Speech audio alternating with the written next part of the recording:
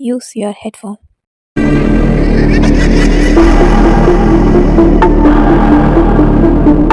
மது அருந்துதல் உடல் நலத்திற்கு தீங்கானது. மது அருந்திவிட்டு வாகனம் ஓட்டாதீர். புகைப்பிடித்தல் புற்றுநோயை உருவாக்கும் மற்றும் உயிரை கொல்லும்.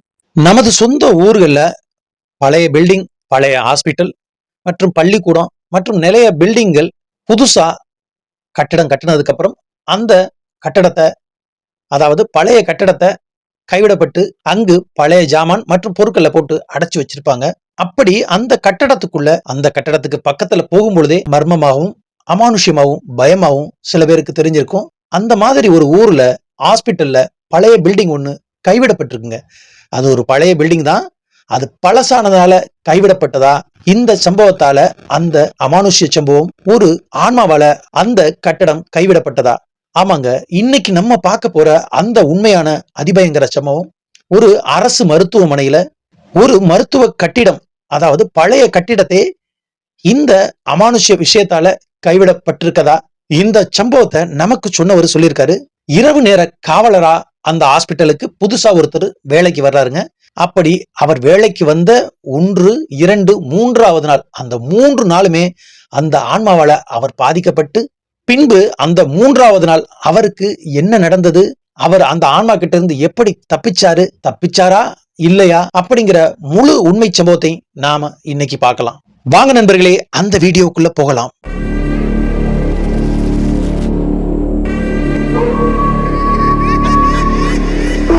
வணக்கம் நண்பர்களே, நான் உங்கள் சண்முக பிரபு. வெல்கம் டு மாய மர்மங்கள். மேலும் நண்பர்களே, இந்த வீடியோ உங்களுக்கு பிடிச்சா நமது சேனலை சப்ஸ்கிரைப் பண்ணுங்க. மேலும் இதுபோல் உங்கள் வாழ்க்கையிலோ உங்கள் நண்பர்களோட வாழ்க்கையிலோ உண்மையான அதிபயங்கர அமானுஷ்ய சம்பவங்கள் ஏதேனும் நடந்திருந்தா அதை நீங்க நமது சேனல்ல ஒளிபரப்பணும்னு ஆசைப்பட்டீங்கன்னா கீழே தெரிகிற எனது வாட்ஸ்அப் எண்ணுக்கு ஒரு வாய்ஸ் மெசேஜாவோ அல்லது ஒரு மெசேஜாவோ எனக்கு அனுப்புங்க. அந்த உண்மையான அதிபயங்கர சம்பவம் நமது சேனல்ல ஒளிபரப்பப்படும். இந்த சம்பவம் 2009வது காலகட்டத்துல கள்ளக்குறிச்சி பக்கத்துல ஒரு சிறிய நகரத்துல நடந்ததுங்க. அந்த நகரத்துல சுற்று வட்டாரத்துல ஒரு 10-15 கிராமத்துக்கு அங்கு ஒரு அரசு மருத்துவமனை ஒண்ணு இருக்குது. அப்பொழுது அந்த அரசு மருத்துவமனையில ஆயாமாவா வேலை பார்த்திருக்காங்க நமக்கு இந்த சம்பவத்தை சொன்ன அந்த சுமதி. இந்த 2009வது காலகட்டத்துல அந்த அரசு மருத்துவமனையில புதுசா வேலைக்கு வந்திருக்காருங்க வீராசாமிங்கிறவர். அந்த மருத்துவமனையில 2 ஷிப்ட், அதாவது அந்த மருத்துவமனை 24 hours இயங்கக்கூடிய மருத்துவமனைங்க. சுத்து வட்டாரத்துல யாருக்காவது உடம்பு சரியில்லைன்னா இந்த ஹாஸ்பிட்டல்ல கொண்டாந்து பாக்குறது வழக்கம்ங்க. அதே நேரத்துல 24 மணி நேரமும் அந்த ஹாஸ்பிட்டல்ல பிரசவம் பார்த்துக்கிட்டு இருந்திருக்காங்க.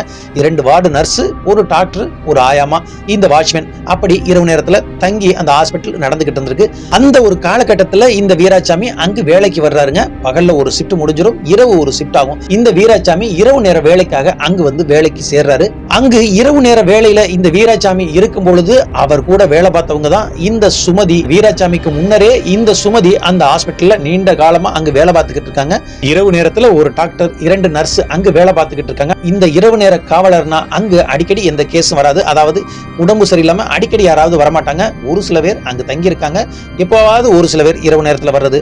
அது ஒரு சிறிய நகரம் தாங்க. கிட்டத்தட்ட ஒரு 10-15 கிராமத்துல அங்கு வந்து பகல் நேரத்துல ட்ரீட்மெண்ட் நிறைய நடக்கும். இரவு நேரத்துல அவ்வளவுதான் இருக்காது. டாக்டர் பேஷண்ட் வந்தா மட்டும் பார்ப்பாங்களாம், இல்லைன்னா பக்கத்துல ரூம்ல அவங்க ரெஸ்ட் எடுப்பாங்க. இந்த நர்ஸுகளே சின்ன சின்ன பிரச்சனை சரி பண்ணி அனுப்புவாங்க. அப்படி அங்கு வேலைக்கு வந்த இந்த வீராசாமி முதல் நாள் அந்த ஹாஸ்பிட்டல்ல சுத்தி பாக்குறாருங்க. இது ஒரு புது பில்டிங். இப்ப அவங்க இருக்கிறது ஹாஸ்பிட்டல் வந்து ஒரு புது பில்டிங். அப்படியே வலது பக்கமா பார்த்தோம்னா இன்னொரு புது பில்டிங் இருக்கு.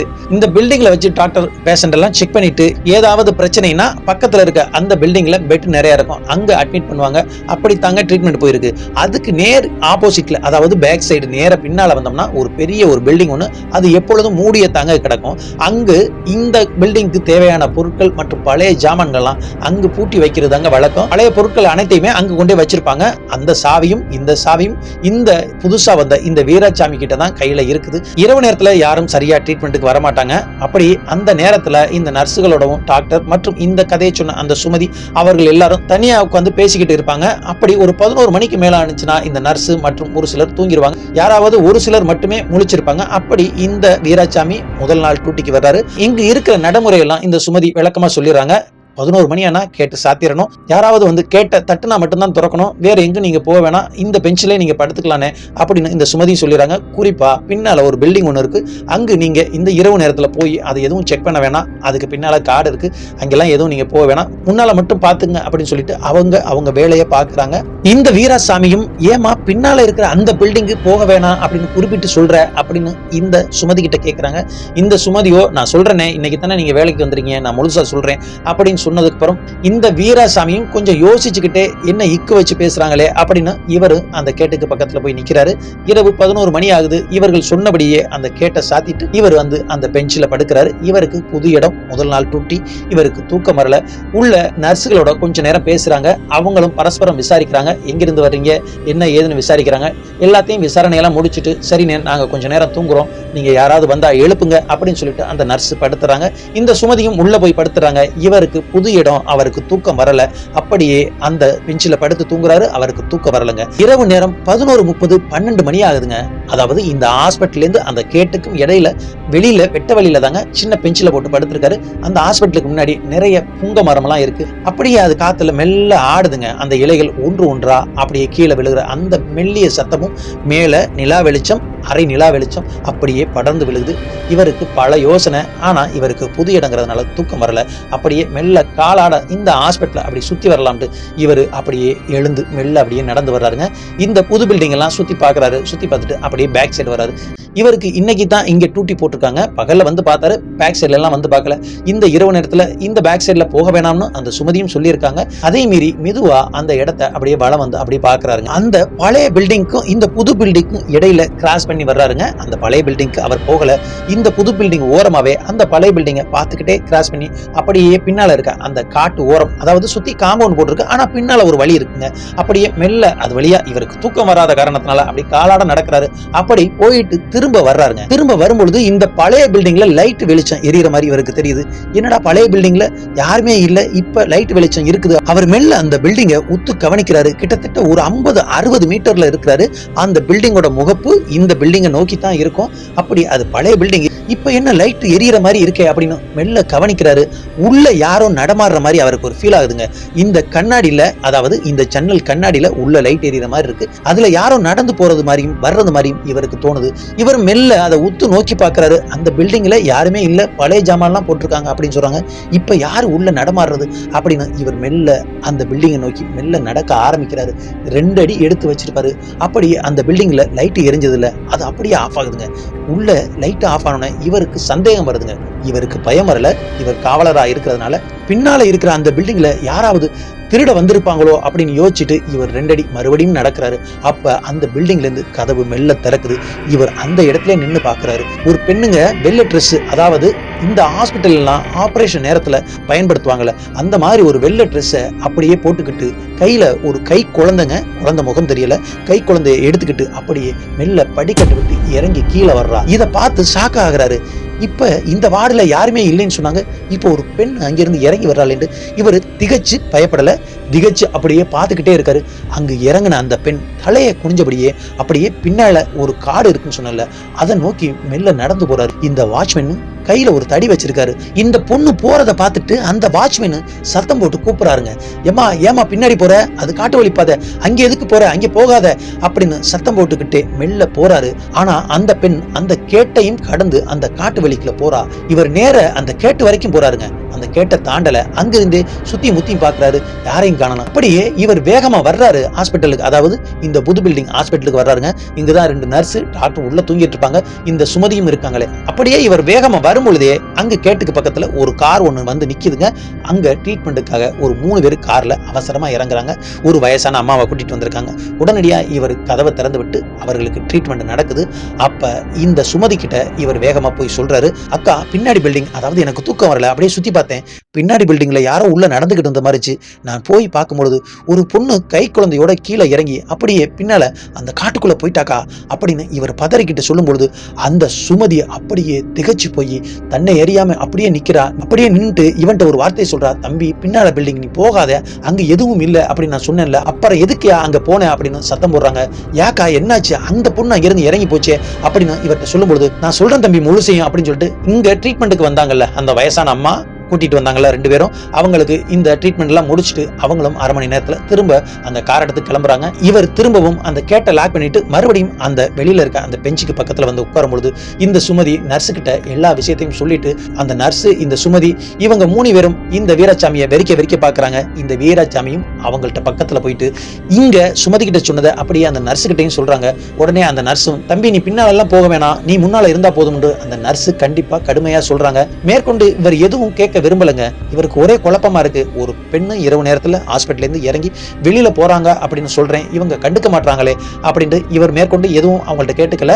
அவங்களும் மேற்கொண்டு இவர்கிட்ட எதுவும் சொல்லல. இப்படியே மறுநாள் காலையில டூட்டி மாத்திடுறாங்க. டூட்டி மாத்திட்டு இவர் வீட்டுக்கு போயிடுறாரு. வீட்டுக்கு போயிட்டு அதே மனக்கவலையோட குழப்பத்தோட இவர் வீட்டுல படுத்துறாரு. இந்த வீராசாமிக்கு அப்ப திருமணம்லாம் ஆகலைங்க. அப்பா அம்மா தங்கையோட வாழ்ந்துகிட்டு இருக்காரு இந்த வீராசாமி. இந்த 2வது நாள் இரவு இங்க டூட்டிக்கு வர்றாரு, இந்த வேலைக்கு வர்றாரு. மறுபடியும் அதே மாதிரி தொடருது. 11 மணி ஆனா அந்த கேட்டை சாத்திடுறாங்க. அவங்க அனைவரும் இரவுல அப்படியே படுக்கிறாங்க. மேற்கொண்டு எந்த ஒரு பேஷண்ட்டும் வரல. இரவு நேரத்துல யாராவது அர்ஜென்ட் வந்தா பார்க்கலாம் அப்படின்ட்டு அவர்களும் பேசிக்கிட்டு ஒரு 12 மணி வாக்குல அவர்களும் படுக்கிறாங்க. இவரும் அந்த ஹாஸ்பிட்டலுக்கு வெளியில உள்ள அந்த திண்ணையில அப்படியே படுக்கிறாரு. மறுபடியும் இவருக்கு தூக்கம் வரல. கிட்டத்தட்ட 12-1 மணி ஆகுதுங்க. அன்றைக்கு இவர் சற்று கண் அயர்ந்து தூங்குறாரு. தூங்கும் பொழுது இவர் காதுல யாரோ அழுகிற அந்த சத்தம் கேக்குதுங்க. அதாவது ஒரு பெண்மணி அழுகிற சத்தம் கேக்குது. கூடவே ஒரு குழந்தை அழுகிற அந்த சத்தமும் கேக்குது. அப்ப இவர் டிஸ்டர்ப் ஆகி எந்திரிச்சிறாரு. சரி, ஏதாவது உள்ள இருக்கிற வார்டுல யாராவது தங்கியிருப்பாங்க, அப்படி அழுகுறாங்க அப்படின்ட்டு இவர் மறுபடியும் படுக்கிறாரு. ஆனா இவருக்கு தூக்கம் வரல. சரி அப்படின்ட்டு மெல்ல எழுந்து இந்த சத்தம் தொடர்ந்து வருதே, இது எங்கிருந்து வருது அப்படின்ட்டு மெல்ல இந்த 2 புது பில்டிங்கையும் செக் பண்ணி பாக்குறாருங்க. இந்த புது பில்டிங்ல, அதாவது முதல் பில்டிங்ல டாக்டர் இருப்பாங்க, நர்ஸ் இருப்பாங்க, இந்த சுமதி அவங்க எல்லாரும் அங்கே தங்கியிருப்பாங்க. அப்படியே இடது பக்கம் இருக்கிற பக்கத்திலே இருக்கிற அந்த பில்டிங்ல 2-3 பேர் தங்கியிருக்காங்க. அதாவது பிரசவத்துக்காக அங்கேயே வந்து தங்கியிருக்காங்க 2-3 பேர். அவங்க மட்டும்தான் இருக்கிறாங்க. அது கேட்டெல்லாம் சாத்திருக்கும். வார்டு முன்னாடி கேட்டெல்லாம் சாத்திருக்கும். இங்கும் சத்தம் வரல. அப்படியே மறுபடியும் மெல்ல அந்த முதல் நாள் பார்த்த அந்த பின்னால உள்ள அந்த பழைய பில்டிங் பக்கமா அப்படியே போறாரு. மறுபடியும் அங்குதாங்க அந்த அழுகிற சத்தம் கேட்குது. கதவு பூட்டி இருக்கு. சாவி இவர்கிட்ட தான் இருக்குது. ஆனா அந்த சத்தத்தை உன்னிப்பா கவனிச்சு அப்படியே மெல்ல போறாரு. அந்த பில்டிங் பக்கத்துல நெருங்கி போறாரு. அன்னைக்கு எந்த வெளிச்சமும் உள்ள இல்ல. ஆனா அந்த அழுகிற சத்தம் மட்டும் வருதுங்க. ஒரு பெண் அழுகிற அந்த சத்தமும் கூடவே ஒரு கை குழந்தை அழுதா எப்படி இருக்கும் அந்த சத்தமும் கூடவே கேக்குது. இவர் மெல்ல போயிட்டு ஜன்னல்ல கைய வச்சு உள்ள தேடி எல்லாம் பாக்குறாரு. காதை வச்சு பாக்குறாரு. காதுல சத்தம் கேக்குது. ஆனா இவருக்கு உள்ள எந்த ஒரு உருவமும் தெரியல. ஏன்னா உள்ள எந்த வெளிச்சமும் இல்ல, இருட்டா இருக்கு. இவர் இந்த சத்தத்தை உற்று நோக்கி அந்த ஜன்னலை காதை வச்சு கேட்கும் பொழுது பின்னால இருந்து இவர் பேரை சொல்லி வீராசாமி அப்படின்னு ஒரு சத்தம் கேக்குதுங்க. அப்ப தூரத்துல இந்த நர்ஸ் நிக்கிறாங்க. அதாவது புது பில்டிங்கிட்டே இருந்து இந்த வீராசாமியை சத்தம் போட்டு கூப்பிடுறாங்க. கிட்டத்தட்ட 50லேருந்து ஒரு 70 மீட்டர் தாங்க அந்த புது பில்டிங்க்கும் பழைய பில்டிங்க்கும் இருக்கும். இந்த நர்ஸ் கூப்பிட்ட உடனே இந்த வந்துட்டமா அப்படின்னு வேகமா வர்றாரு. அந்த நர்ஸ் மறுபடியும் கடுமையா அவரை திட்டுறாரு. உங்களை இங்கே தானே இருக்க சொன்னேன், யாராவது பேஷண்ட் வருவாங்க, கேட்ட திறக்கணும் அப்படின்னு சொன்னேனே, அங்கே என்ன பண்றீங்க அப்படின்னு சத்தம் போட்டோன்னே, இல்லம்மா அங்க ஏதோ பொண்ணு அழுகிற சத்தம் கேட்டுச்சு, அதனால போனேன் அப்படின்னு இந்த வீராசாமி சொல்லும் பொழுதே அந்த நர்ஸ் மறுபடியும் திட்டுறாங்க. உங்களை அங்கே போக வேணாம் சொன்னா கேளுங்க, நாங்க சொல்றதுக்கு ஒரு காரணம் இருக்கு, வெளியில ஆள் வந்து நிக்கிறாங்க, கேட்ட திறங்க, ட்ரீட்மெண்ட்டுக்கு வந்து நிக்கிறாங்க அப்படின்னு சொன்னோடனே இந்த வீராசாமி வேகமா போய் அந்த கேட்ட திறந்து அந்த ட்ரீட்மெண்ட் எல்லாம் முடியுது. ட்ரீட்மெண்ட் முடிஞ்சு அந்த பேஷண்ட்டும் கிளம்பி போறாங்க. இந்த 2 நர்ஸும் இந்த சுமதியும் அந்த வீராசாமியை உள்ள கூப்பிடுறாங்க. கூப்பிட்டு வச்சு அந்த பில்டிங்க்கு நீங்க போக வேணாம், அங்கு சில அமானுஷ்ய விஷயங்கள்லாம் நடந்துச்சு, அதனால தான் அந்த பில்டிங்கை நாங்க மூடி வச்சிருக்கோம், அங்கு யாரும் போக வேணாம் இரவு நேரத்துல அப்படின்னா அதை முழுசா மூடி வச்சிருக்கோம். பழைய பொருட்களை அங்கே போட்டு வைக்கிறதுக்கு மட்டும்தான் அதை யூஸ் பண்றோம், அதுவும் பகல் நேரத்துல மட்டும்தான் அதை திறப்போம், சொன்னா கேளுங்க, சொன்னா புரிஞ்சுக்கோங்க அப்படின்னு அந்த நர்ஸ் சொன்னதற்கு அப்புறம், சரிம்மா நான் போகல, இங்க ஏதாவது பொருள் ஏதாவது மிஸ் ஆச்சுன்னா நான் தானே பதில் சொல்லணும், அதனாலதான் போய் பார்த்தேன், இனி நான் போகல அந்த பக்கம் அப்படின்னு சொல்லிட்டு இந்த வீராசாமி வந்து மறுபடியும் அந்த வெளியில வராண்டாவில் படுக்கிறாரு. இந்த நர்ஸும் இந்த சுமதியும் அவர்கிட்ட அந்த முழு விஷயத்தையும் ஒண்ணு கூட சொல்லலைங்க, நாசுக்கா சொல்லி வைக்கிறாங்க. ஏன்னா இவர் இரவு நேர காவலாளியா இங்க வந்திருக்கிறதுனால இரவு நேரத்துல இந்த முழு சம்பவத்தையும் சொன்னா அவர் பயப்படக்கூடும் அப்படிங்கிறதுனால முழுசையும் சொல்லல. இன்னும் கொஞ்ச நாள் போகட்டும், பழகுனதுக்கு அப்புறம் சொல்லிடலாம் அப்படின்னு இவர்கள் நினைச்சுக்கிட்டு இருக்காங்க. ஏன்னா இந்த ஹாஸ்பிட்டல்ல இரவு நேர காவலாளியா வர்ற அனைவருக்கும் இந்த மாதிரி அமானுஷ்ய சம்பவங்கள் நடந்து அவர்கள் வேலையை விட்டு அடிக்கடி போயிடுறாங்க. இப்பதான் இவர் வந்து 2 நாள் தான் ஆகுது, அதனால இவர்கிட்ட எதையும் சொல்ல வேணாம்னு அவங்களே முடிவு பண்ணிட்டு அவங்க சொல்லாம விட்டுறாங்க. இப்படியே கடந்து இவர் மறுநாள் காலை டியூட்டி முடிச்சுட்டு வீட்டுக்கும் போறாரு. இப்படி 3வது நாள் அவர் வேலைக்கு வர்றாருங்க. 3வது நாள் இவர் வேலைக்கு வந்ததற்கு அப்புறம் கிட்டத்தட்ட இரவு 8:30 9 மணிக்கெல்லாம் பேஷண்ட் வர்றதெல்லாம் குறைஞ்சிருச்சு. அப்படி அந்த நேரத்துல இந்த டாக்டர் அவர் சாப்பிட்டுட்டு அவரோட ரூம்ல போய் படுக்கிறாரு. இந்த 2 நர்ஸ் நர்ஸ், இந்த அம்மா, அதாவது இந்த சம்பவத்தை சொன்ன அந்த சுமதி, இந்த வீராசாமி 4 பேரும் ஒன்னா ஒரே இடத்துல உட்கார்ந்து சாப்பிடுறாங்க. அப்படி அவர்கள் சாப்பிடும் பொழுது இங்கு நடந்த அந்த விஷயத்தை புறம் ஒண்ணு விடாம சொல்றாங்க. என்ன சொல்றாங்கன்னா, அதாவது பின்னால இருக்குல்ல அந்த பில்டிங் 3 வருஷத்துக்கு முன்னாடியே க்ளோஸ் பண்ணிட்டோம். ஏன் க்ளோஸ் பண்ணோம்னா அது பழைய பில்டிங் ஆயிடுச்சு, அதனால க்ளோஸ் பண்ணோம். அது கூடவே அந்த பில்டிங்ல ஒரு சில அமானுஷ்ய விஷயங்கள் நடந்துச்சு. அது என்னன்னா, ஒரு கர்ப்பிணி பெண்ணு கடைசி நேரத்துல கொண்டாந்து ஆம்புலன்ஸ்ல அங்க சேர்த்தாங்க. அப்ப அந்த ஒரு பில்டிங் மட்டும்தான் இருந்துச்சு. அந்த ஒரே பில்டிங்ல முன்பக்கமா இந்த ட்ரீட்மெண்ட் நடக்கும், பக்கத்துல டாக்டர் ரூம், அதுக்கப்புறம் ட்ரீட்மெண்ட் நடக்கும். பின்னால அதே பில்டிங்ல பின்னால 5-6 பெட் இருக்கும். அது ஒரு வார்டா இருக்கும். அது பழைய பில்டிங். அப்படி அந்த 3 வருஷத்துக்கு முன்னால அந்த பெண்ணை கடைசி கட்டத்துல, அதாவது கடைசி நேரத்துல டெலிவரி ஆக போற நேரத்துல கொண்டு வந்து சேர்த்திருக்காங்க. அப்படி அந்த பெண்ணை கொண்டு வந்து சேர்க்கும் பொழுது டாக்டர் ட்ரீட்மெண்ட் எடுத்திருக்காங்க. அந்த நேரம் சடனா கரண்டும் கட் ஆயிருக்கு. அந்த நேரத்துல இந்த பெண், அதாவது இந்த கர்ப்பிணி பெண் தன்னோட வயிற்றுல இருந்த அந்த சிசுவோட அதே ஹாஸ்பிட்டல்ல துடிச்சு இறந்து போயிருக்காங்க. அப்படி அந்த பெண் இறந்து போனதற்கு அப்புறம் அந்த ஹாஸ்பிட்டல்ல ஒரு 5-6 மாசம் கழிச்சு அமானுஷ்ய சம்பவங்கள் இரவு நேரத்துல நடக்க ஆரம்பிச்சிருக்குங்க. அதனால அங்க இரவு நேரத்துல டூட்டி பாக்குறதுக்கு நிறைய பேர் பயந்துருக்காங்க. அதாவது தனிமையில டூட்டி பார்த்துக்கிட்டு இருந்தாங்கன்னா இந்த பெண் அப்பப்ப அவங்க கண்ணுக்கு தென்பட்டு இருக்கா. உடனடியா அந்த பில்டிங்கும் பழைய பில்டிங்கா இருந்திருக்கு. அந்த பில்டிங்க்கு பதிலா மாற்று பில்டிங் கட்டணும் இவர்களும் கோரிக்கை வச்ச உடனேயே இங்கு 2 பில்டிங் புதுசா கட்டி கொடுத்துட்டு எல்லாத்தையும் இங்க ஷிஃப்ட் பண்ணிருக்காங்க. அந்த பில்டிங்கை பழைய பொருட்கள் வச்சிருக்கிறதுக்கும் ஏதாவது எக்ஸ்ட்ரா இருக்கிற பொருளை வச்சிருக்கிறதுக்கு மட்டும் யூஸ் பண்ணியிருந்திருக்காங்க.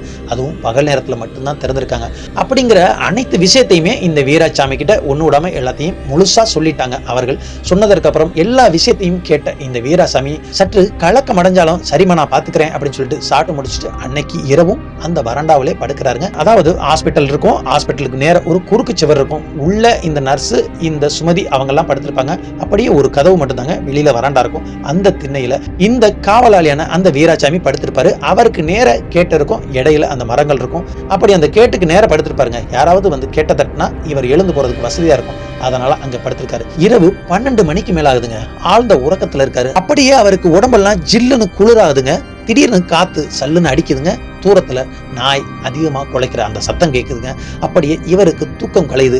மெல்ல எழுந்து பாக்குறாரு. கேட்டுக்கு பக்கத்துல ஒரு பெண் கை குழந்தையோட வந்து நிக்கிறாங்க. அதாவது இந்த ஹாஸ்பிட்டல்ல கொடுத்துற அதே வெள்ளை உடையோட கேட்டுக்கிட்ட வந்து அந்த பெண் அப்படியே தத்ரூபமா நிக்குது, கையில குழந்தையோட நிக்குது. உடனே இவர் யாரோ ட்ரீட்மெண்ட்டுக்கு வந்திருக்காங்க அப்படின்னு வேகமா அந்த சாவியை எடுத்துக்கிட்டு மெல்ல அந்த கேட்டை நோக்கி போகவும் அந்த பெண் கேட்டுக்கு வெளியில நிக்கலங்க. கேட்டுக்கு பக்கத்துல ஹாஸ்பிட்டலுக்கு உள்ள நின்று அப்படியே மெல்ல இவர் போகவும் அப்படியே நடந்து போகுது.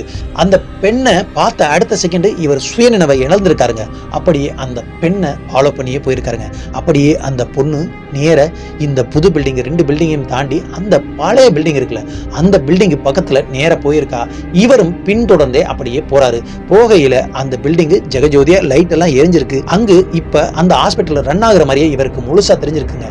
அப்படியே அந்த பெண்ணை ஃபாலோ பண்ணி போனவர் திடீர்னு சடனா அந்த ஹாஸ்பிட்டலுக்குள்ள அந்த பொண்ணு போறது மாதிரி இருக்கு. இந்த வீராசாமியும் அந்த பொண்ணை ஃபாலோ பண்ணி நடந்தே தானே போய்கிட்டு இருக்காரு. மெல்ல போறாரு. கேட்டு பூட்டித்தானே இருக்கு கதவு. இவர்கிட்ட தான் சாவி இருக்குது. இந்த சாவியை வச்சு மெல்ல திறக்கிறாரு. இவர் தான் சுய நினைவிலே இல்லையங்க. இவராகவே இல்ல. அப்படியே கதவை திறந்து மெல்ல உள்ள பாக்குறாரு. ஒரு டாக்டர் அறை எப்படி இருக்குமோ அதே மாதிரி இருக்கு. ஆனா அது பழைய பில்டிங்கா, பாலடைஞ்ச பில்டிங்கா கிடக்குது. அங்கங்கு நகைக்கீரல் இருக்கிற மாதிரி இருக்கு. இதெல்லாம் அவர் கண்டுக்கலங்க. அந்த பொண்ணு எங்க நிக்கிறா அப்படின்னு அவர் திரும்பி பார்க்கும்பொழுது அந்த ரூம்ல இன்னொரு மூலையில ஓரத்துல அந்த பெண் நிக்கிறா. அந்த சைடு ஒரு வழி போகுது. அப்படியே அந்த பொண்ணை இவர் மெல்ல ஃபாலோ பண்ணி போறாரு. போகும்பொழுது அந்த அடுத்து தாங்க ஆபரேஷன் தியேட்டர் இருக்கு.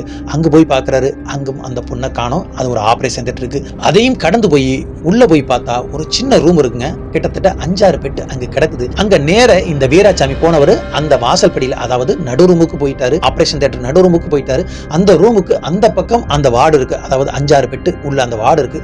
அங்க போய் நின்னுக்கிட்டு எட்டி பாக்குறாரு. கடைசி வார்டுல ஒரு பெண் கை குழந்தையோட அந்த பக்கம் திரும்பியபடி அமர்ந்து உட்கார்ந்து இருக்கு. அதை அப்படியே பாக்குறாரு. அந்த பெண் அப்படியே கை குழந்தையோட அங்க உட்கார்ந்து இருக்கிறத இவர் இந்த கதவு கிட்ட நின்று அப்படியே பாக்குறாரு. அப்பதாங்க இவருக்கு லைட்டா சுய உணர்வே வருது. வந்த உடனே இப்ப நம்ம இந்த பில்டிங்ல எப்படி வந்தோம், அந்த பொண்ணு யாரு அப்படின்னு திகைச்சு போய், அப்ப அவங்க சொன்னதெல்லாம் உண்மையா, இப்ப அந்த பொண்ணு என்னோட கண்ணுக்கும் தெரியுதா அப்படின்னு சொல்லி கத்தல பயத்துல உறைஞ்சு போய் இடத்துல இருந்து அந்த பொண்ணை பாக்குறாரு.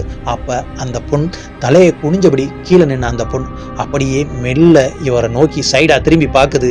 அந்த நேரத்துல அந்த பொண்ணோட கண்ணை இவர் நேரடியா பாக்குறாரு. அந்த பொண்ணுக்கு கண்ணே இல்லாத மாதிரி, அதாவது வெள்ளை கருவிழி இல்லாம அப்படியே கண்ணே கருப்பா இருக்கிற மாதிரி பார்த்துட்டு அந்த இடத்துல ஆணு சரிஞ்சு அப்படியே விழுகிறாருங்க. விடியற்கால 4 மணிக்கு வெளியில கேட்டுல இருந்து யாரோ கூப்பிட சத்தம் கேட்டு அப்பதாங்க இந்த நர்ஸ் இந்த சுமதி எல்லாரும் எழுந்து பாக்குறாங்க. இவரை காணோம், சாவி அவர்கிட்ட இல்ல இருக்கு. இவர்கள் சுத்தி முத்தியும் பாக்குறாங்க, இந்த பழைய பில்டிங் திறந்து கிடக்கு. உடனடியா இவங்க 3 பேருமே பயப்படுறாங்க. பயந்தாலும் அப்படியே நேர டாக்டரையும் போய் எழுப்புறாங்க.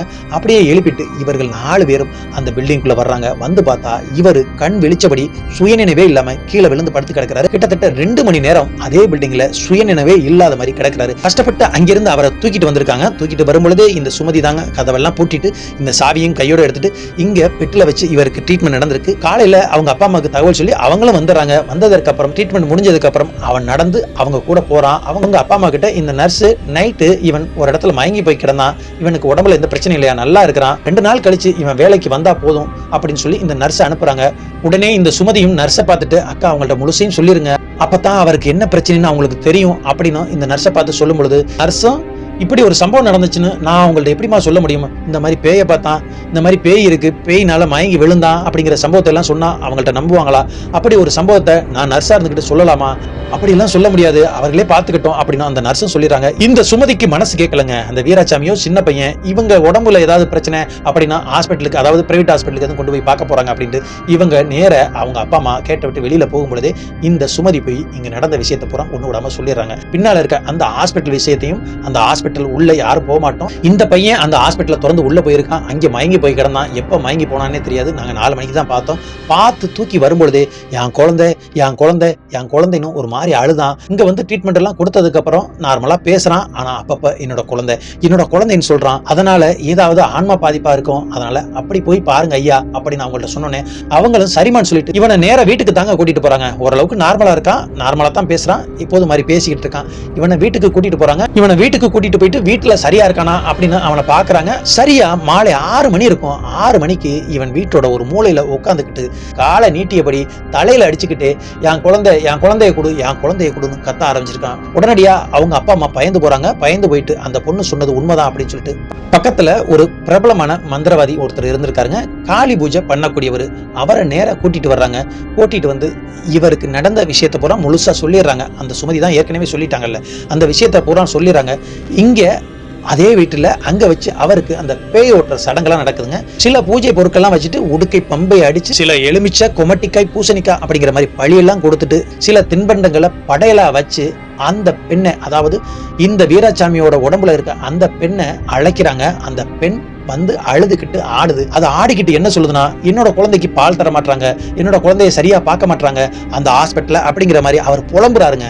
அது புலம்பும் பொழுது இந்த சாமியார், அதாவது இந்த மந்திரவாதி அந்த ஆன்மா கிட்ட பேசுறாருங்க. அதாவது இந்த வீராசாமியோட உடம்புல இருக்க அந்த ஆன்மா கிட்ட பேச்சுவார்த்தை நடத்துறாரு. நீ யாரு என்ன அப்படின்னு கேட்கிறாரு. பக்கத்து கிராமத்தை சேர்ந்த ஒரு பொண்ணோட பேரை சொல்லுதுங்க. அந்த பொண்ணோட பேர் நமக்கு வேணாம், அதனால ஒரு பொண்ணோட பேரை சொல்லிட்டு இங்க பிரசவத்துக்காக என்ன கடைசி நேரத்துல கொண்டு வந்து சேர்த்தாங்க. எனக்கு குழந்தைன்னா கொள்ள பிரியம், எனக்கு குழந்தை பிறக்க போகுது அப்படிங்கிற அந்த சந்தோஷத்தை தாங்கி கொண்டு இந்த வழியெல்லாம் பொறுத்து கொண்டு நான் ஹாஸ்பிட்டலுக்கு வந்து சேர்ந்தேன்.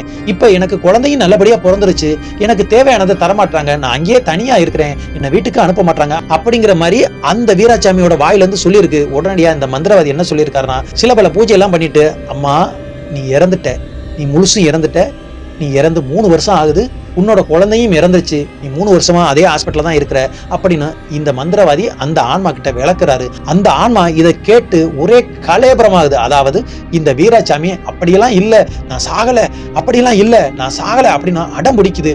உடனடியா அதை கட்டுப்படுத்தி, அதாவது வீராசாமியை கட்டுப்படுத்தி அந்த இடத்துல உட்கார வச்சுட்டு இவரும் மந்திரவாதியும் சில பூஜைகள்லாம் பண்ணி அதுக்கு புரிகிறபடி சொல்ல ஆரம்பிக்கிறாரு. அதை கேட்டு இந்த வீராசாமி தேமி அழுகுறானாங்க. அப்ப நான் உயிரோடு இல்லையா, என் குழந்தை என்கிட்ட இல்லையா அப்படின்னு அழுது இருக்குங்க. அழுததுக்கு அப்புறம் இப்ப இவனோட உடம்புல இருந்து நான் உன்னை விரட்ட போறேன் அப்படின்னு சொன்னேன். அந்த ஆன்மா என்ன விரட்டாதீங்க, நான் இங்கேருந்து போக மாட்டேன் அப்படின்னு சொன்ன உடனே இந்த மந்திரவாதி மறுபடியும் அந்த பெண்ணு கிட்ட கேட்கிறாரு, உனக்கு என்ன வேணும், என்ன கொடுத்தா நீ போவ, என் குழந்தைக்கு பால் வேணும், துணி வேணும்லாம் கேட்டுருங்க. அந்த நேரத்துல உடனடியா புதுசா போய் துணியெல்லாம் எடுத்துட்டு வந்திருக்காங்க. பாலை கொண்டாந்து வச்சுட்டு அதுக்கு தேவையானதை கொடுத்ததுக்கு அப்புறம், இப்ப நீ இவனை விட்டு போ, நீ தான் இறந்துட்டியே அப்படின்னு சொன்னதுக்கு அப்புறம் அந்த பெண் ஆன்மா அழுதுகிட்டு, இப்படியே என்ன போனா நான் எப்படி போவேன், அதனால என்னோட இடத்துல கொண்டு போய் விட்டுருங்க அப்படின்னு இந்த வீராசாமியோட உடம்புல இருந்து அழுதுருக்கு.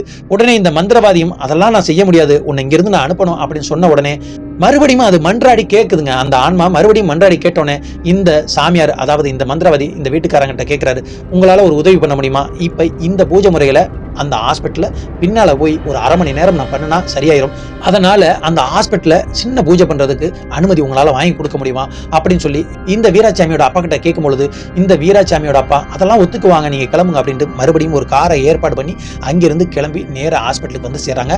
ஹாஸ்பிட்டலுக்கு வந்து சேர்ந்த உடனே இந்த சுமதி அங்க இருக்காங்க. அவங்கள்ட்ட நடந்த விஷயத்தை பூரா, அதாவது வீட்டுல நடந்த அந்த விஷயத்தை பூரா ஒண்ணு விடாம அந்த சுமதி கிட்ட சொல்லிட்டு, இங்க அந்த ஒரு சின்ன பூஜை முறையெல்லாம் செய்யணுமா, அதாவது இங்கதான் அந்த ஆன்மா அவனை பிடிச்சிருக்கு, அதாவது இந்த பழைய பில்டிங்க்கு பின்னால அந்த காட்டு வழி பாதை இருக்குல்ல, அங்கு வச்சு சில பூஜைகள் பண்ணி அதை சரி பண்ணிட்டு போறோம், நீ யார்கிட்டையும் சொல்லிக்க வேணாம் அப்படின்னு சொல்லிட்டு இவர்கள் ட்ரீட்மெண்ட்டுக்கு வந்தது மாதிரி, அதாவது இந்த வீராசாமியோட அம்மா ட்ரீட்மெண்ட்டுக்கு வந்தது மாதிரி ட்ரீட்மெண்ட்டுக்கு உள்ள போறாங்க. இவர்கள் மூவரும், அதாவது இந்த வீராசாமியோட அப்பா, இந்த மந்திரவாதி, இவங்க 3 பேரும் அப்படியே சட்டுன்னு பின்னாடி போறாங்க. பின்னாடி அந்த பழைய பில்டிங் அந்த பக்கமா ஒரு மரத்தடியில வச்சு சில பூஜைகள் பண்ணிட்டு சிம்பிளா பூஜைகளை பண்ணி முடிக்கிறாங்க. அந்த இடத்துல இந்த வீராசாமி மயங்கி விழுகிறாரு. விழுந்த உடனே அவரை தண்ணியை தெளிச்சு எழுப்பி அங்கிருந்து மறுபடியும் கூட்டிட்டு போறாங்க. அப்ப இந்த சுமதி கிட்ட நன்றியை சொல்லிவிட்டு, இனிமே என் மயன் இங்க வேலைக்கு வரமாட்டான் அப்படின்னு அந்த மயனை அவர் கூட்டிக்கிட்டே போறாரு. கூட்டிட்டு போனதுக்கு அதற்கப்புறம் இந்த சுமதி அவரை சந்திக்க முடியல. கிட்டத்தட்ட ஒரு 20 நாள் கழிச்சு இந்த சுமதி அவரை வீட்டுக்கு நேரடியா போய் பாக்குறாங்க. அப்ப அந்த வீராசாமி நல்லபடியா இருந்திருக்காரு. அப்ப உனக்கு எப்படி சரியாச்சுன்னு கேட்கும் பொழுதாங்க இந்த விஷயத்தை பூரா சொல்லியிருக்காங்க. அதற்கப்புறம் ஒரு விஷயத்த சொல்லியிருக்காரு. அதாவது அந்த மந்திரவாதி என்ன சொல்லியிருக்காருன்னா, இந்த ஆன்மாவை அந்த இடத்துல கொண்டு போய் விட்டாச்சு, முதல் முறையா அந்த ஆன்மா உன் உடம்புல ஏறி இருக்கிறதுனால மறுபடியும் உன்னை தேடி வரக்கூடும், அல்லது நீ அந்த பக்கமா போகும்போது உன் உடம்புல ஏறக்கூடும், ஆனாலும் உன் மேல வராத அளவுக்கு சில வேலைகள்லாம் செஞ்சிருக்கேன், இருந்தாலும் இந்த ஆன்மா மேல எனக்கு நம்பிக்கை இல்லை, நான் சொல்ற அந்த இடத்துக்கு நீ போய் 11 நாள் தங்கு, அப்பதான் அந்த ஆன்மா முழுசா உன் உடம்புல வராம காப்பாற்ற முடியும் அப்படின்னு இந்த அப்பா அம்மா கிட்டையும் சொல்லிட்டு அவன்கிட்டையும் சொல்லிட்டு போயிருக்காங்க. அதாவது இவர்களை 11 நாளைக்கு சோட்டானிக்கரை பகவதி அம்மன் கோவில்ல போய் தங்க சொல்லியிருக்காருங்க. ஆமாங்க, இந்த மாதிரி பேய் பிசாசு நிறைய அமானுஷ்ய சம்பவங்களால் பாதிக்கப்பட்டவங்க அந்த சோட்டானிக்கரை பகவதி அம்மன் கோவில்ல, அதாவது உள்ள போய் நம்ம பார்த்தோம்னா அந்த கோவில் சன்னதிக்கு எதிரே வெளியில நிறைய பேர் வித்தியாசமா ஒரு 10-15 பேர் நீங்க எப்ப போனீங்கன்னாலும் பார்க்கலாம். சோட்டானிக்கரை அம்மன் பகவதி அம்மன் கோவிலுக்கு முன்னால வித்தியாசமான செயலை செஞ்சுக்கிட்டு இருப்பாங்க. அப்படியே அந்த அம்மனுக்கு இடதுபுறமா பார்த்தோம்னா பெரிய மரம் ஒன்று இருக்குங்க. அந்த மரத்துல ஆணி அடிக்கிறதுக்கு இடமே இருக்காது, அந்த அளவுக்கு ஆணி அடிச்சிருக்கும். அங்க நம்ம ஊர்ல மாதிரி பேயை அடிச்சு ஓட்டுறதும் கிடையாது, சாட்டை வச்சு வெளுக்கிறது கிடையாது, பெரம்பெல்லாம் கிடையாதுங்க. அங்கு 3 வேளையும் பூஜை நடக்கும், இரவு ஜாம பூஜையும் நடக்கும். அந்த பூஜை புனஸ்காரங்கள்னாலேயே அவங்க உடம்புல இருக்க ஆன்மாவும் அந்த கெட்ட சக்தியும் அங்கிருந்து விலகுது. கடைசியா அவங்க உடம்புல இருக்க அந்த ஆன்மாவே நான் போயிடுறேன் அப்படின்னு சொன்னதற்கு அப்புறம் தாங்க அந்த முடியை எடுத்துட்டு ஆணியில சுத்தி இந்த மரத்துல அடிப்பாங்களாம். அப்படி அந்த 11 நாளும் சோட்டானிக்கரை பகவதி அம்மன் கோயில்ல தங்கியிருக்காங்க. அதாவது இந்த அமானுஷ்ய சம்பவங்கள்லாம் நடக்கிறது சோட்டானிக்கரை அம்மன் கோயில்ல தனியா ஒரு இடம் இருக்கும். அந்த பகவதி அம்மன் கோவில்ல தான் இந்த அமானுஷ்ய சம்பவங்கள்லாம், அதாவது பேய் பிடிச்சவங்களாம் இங்க போய் உட்கார்ந்துருப்பாங்க. இந்த சோட்டானிக்கரை பகவதி அம்மன் கோயில் இன்னொன்னு மேல இருக்குங்க, அங்கு இவர்கள் தங்கியிருப்பாங்க. அதாவது 11 நாளும் அங்கு தங்கியிருந்து அதன் பிறகு வீட்டுக்கு வந்திருக்காங்க. அதற்கப்புறம் அவனுக்கு அந்த ஆன்மாவால எந்த ஒரு பிரச்சனையும் கிடையாது. கிட்டத்தட்ட ஒரு 4-5 வருஷ காலத்திலே அந்த பின்னால இருக்கிற அந்த பழைய பில்டிங் இடிக்கப்பட்டிருக்கு. இந்த சம்பவத்தை சொன்ன அந்த சுமதியும் அங்கிருந்து வேற ஊருக்கு மாறி வந்திருக்காங்க. நண்பர்களே, இந்த மாதிரி ஒரு கர்ப்பிணி பெண் ஹாஸ்பிட்டல் வந்து அட்மிட் பண்ணும் பொழுது தான் இறந்ததே தெரியாம அந்த பெண் 3 வருட காலங்கள் அங்கு இருந்ததா சொல்லப்படுது. அப்படி தான் இறந்ததே அந்த ஆன்மா நம்பாம இவரோட உடம்புக்குள்ள வந்து இவர் மூலமா தான் இறந்து போயிட்டேன் அப்படிங்கிற அந்த விஷயத்தை தெரிஞ்சுக்கிட்டு தனக்கு தேவையானதை வாங்கிக்கிட்டு திரும்பவும் அதே ஹாஸ்பிட்டல் பக்கத்துல அதே பில்டிங்ல போய் இறங்கி இருக்குது. அந்த ஆன்மாவுக்கு நல்லபடியா முக்தியை கிடைக்கட்டும். இந்த சம்பவத்தை, அதாவது இந்த உண்மை சம்பவத்தை முழுசா சொன்ன அந்த சுமதிக்கு ஒரு நன்றியை சொல்லிட்டு, இந்த வீடியோ உங்களுக்கு பிடிச்சிருந்தா, நமது சேனலுக்கு நீங்க புதியவரா இருந்தா நமது சேனலை சப்ஸ்கிரைப் பண்ணிட்டு தொடர்ந்து ஆதரவு கொடுங்க. மேலும் இதுபோல் உங்கள் வாழ்க்கையிலோ உங்களோட நண்பர்களோட வாழ்க்கையிலோ உண்மையான அதிபயங்கர அமானுஷ்ய சம்பவங்கள் ஏதேனும் நடந்திருந்தா அது நமது சேனல்ல ஒளிபரப்பணும்னு ஆசைப்பட்டீங்கன்னா கீழே தெரிகிற எனது வாட்ஸ்அப் எண்ணுக்கு ஒரு வாய்ஸ் மெசேஜ் அனுப்புங்க.